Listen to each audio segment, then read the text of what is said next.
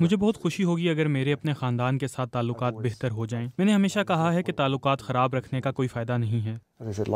جیسے میں نے کہا، زندگی قیمتی ہے۔ مجھے نہیں معلوم میرے والد کی کتنی زندگی رہ گئی ہے۔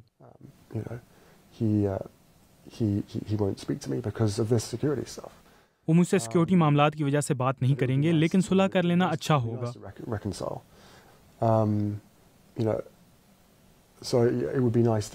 تو بہت اچھا ہوگا اگر تعلقات میں ابھی بہتری آ جائے۔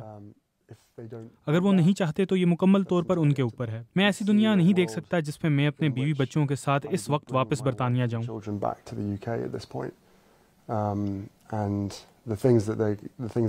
اور بہت سی چیزیں جو وہ مس کریں گے، بلکہ سبھی کچھ۔ آپ کو معلوم ہے مجھے اپنے ملک سے پیار ہے، مجھے ہمیشہ رہا ہے، اس کے باوجود کہ اس ملک کے کچھ افراد نے جو کچھ کیا۔